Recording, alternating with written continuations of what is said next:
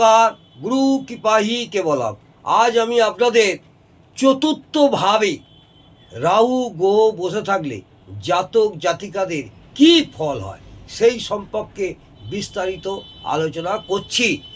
চতুর্থ ভাব আমরা যেটা চতুর্থ ভাব বলি সেটাকে মাতৃভাবও বলি, বন্ধুভাব, বিদ্যাভাব বা সুখ ভাব বলে থাকি। ফোর্থ হাউস, এই ফোর্থ হাউসে কোনো জাতক জাতিকা যদি রাহু বসে থাকে তাদের কি ফল হয় সেই সম্পর্কে বিস্তারিত আলোচনা করছি। এই সব জাতক বা জাতিকাদের গৃহগত সুখের হানি হয়। গৃহগত সুখের হানি হয় কারণ চতুর্থ ভাব থেকে বাড়ি বিচার করা হয়। চতুর্থ ভাব থেকে আমরা সাধারণত বাড়ি বিচার করি। ও রাহু হচ্ছে নৈসর্গিক অশুভ গ্রহ। এই নৈসর্গিক অশুভ গ্রহর ফলে চতুর্থ ভাবের শুভত্ব নষ্ট করে। চতুর্থ ভাবের শুভত্ব নষ্ট করে। যদি এরা ভাড়া বাড়িতে থাকে তাহলে সাধারণ কোনো অপরিচ্ছন্ন জায়গা, বেচপটির কাছে, কোনো বাড়ি, রেল লাইনের ধারে বাড়ি, নিম্ন সম্প্রদায়ের কোনো লোকের বাড়িতে, অন্য জাতের মানুষের বাড়িতে ভাড়া থাকে, কারণ রাহু এইগুলির কারক গ্রহ। রাহু এইগুলির কারক গ্রহ। বাড়ির সদস্যদের সাথে এদের মাঝে মধ্যেই অশান্তি হয়।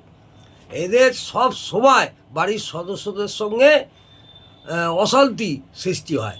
মায়ের শ্রেয়, মমতা, ভালোবাসা বা মাতৃসুখ থেকে বঞ্চিত হয়।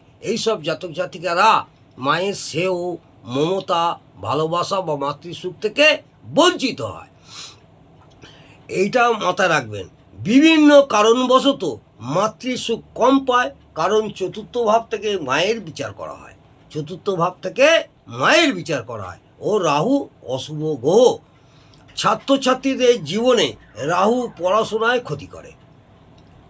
এই চতুর্থভাবে যদি রাহু গ্রহ বসে থাকে ছাত্রছাত্রীদের জীবনে পড়াশোনার ভীষণভাবে ক্ষতি করে। এবং ছাত্রছাত্রীরা মনে রাখবেন, ছাত্র জীবনে বিশেষ করে 15-16 বছর বয়স থেকে যদি রাহুর দশা চলে তাহলে জীবনে প্রেম আসার কারণে পড়াশোনার ক্ষতি হয়ে যায়।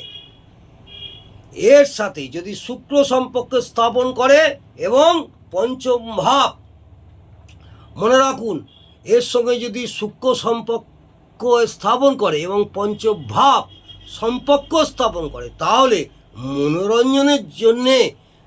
মনোরঞ্জনের কারণেও অনেক ক্ষতি হয়।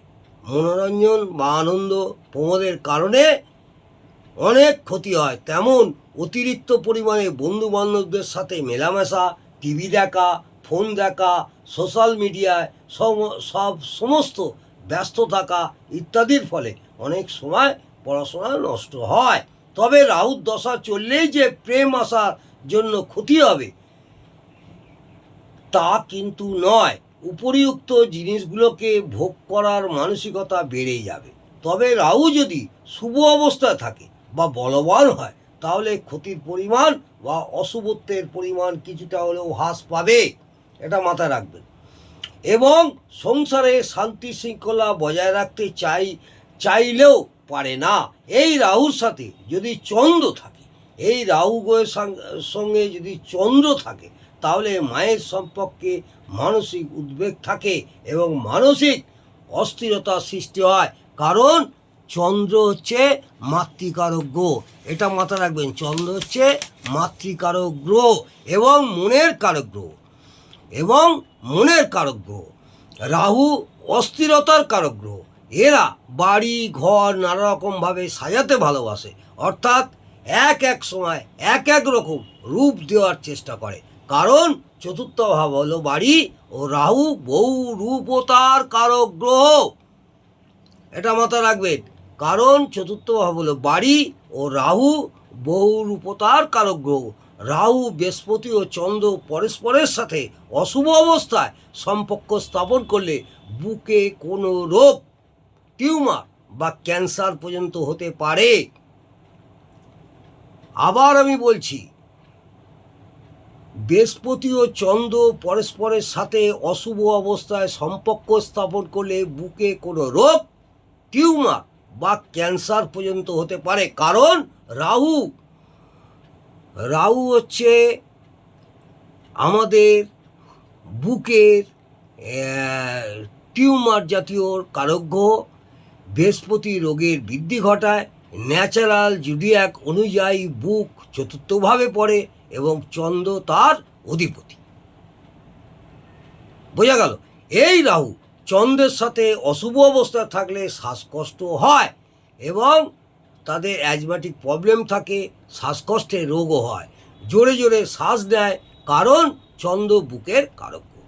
চন্দ্র হচ্ছে বুকের কারক গ্রহ ও রাহু বায়ুর কারক গ্রহ ও শ্বাস প্রশ্বাসের কারক গ্রহ।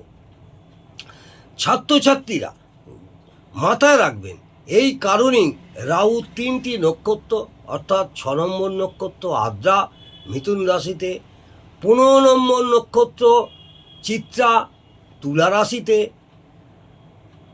24 নম্বর নক্ষত্র শতবিশা কুম্ভ রাশিতে অর্থাৎ বায়ু রাশিগুলিতে পড়ে।